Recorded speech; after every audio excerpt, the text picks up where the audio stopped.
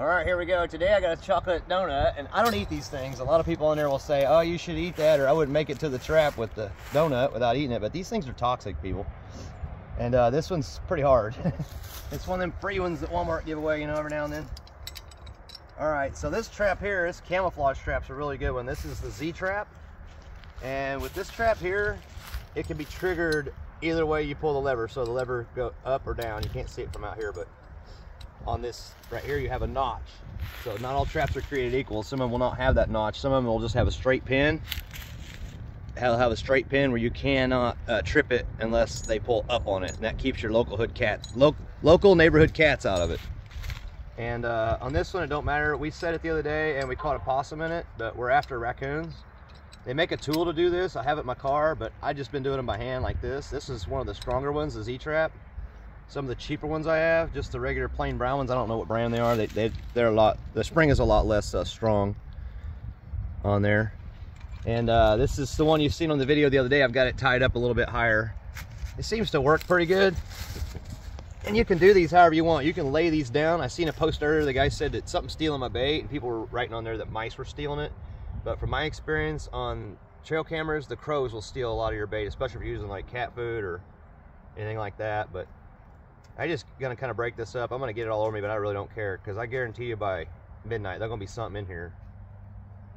So,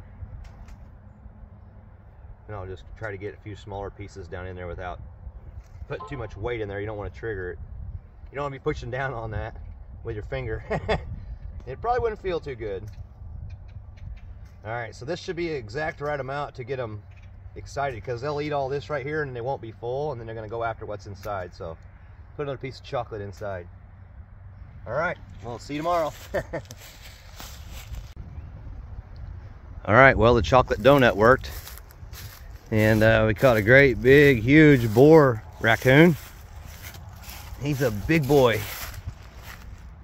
So I didn't get the opportunity to dispatch him because my friend pulled in and she said she's seen him already trying to chew some stuff, like possibly chew his arm off or whatnot. So she went ahead and dispatched him, and yeah, so worked out pretty good. I'm getting ready to reload the trap right now, and today I've got some mixed fruit. I've done this before,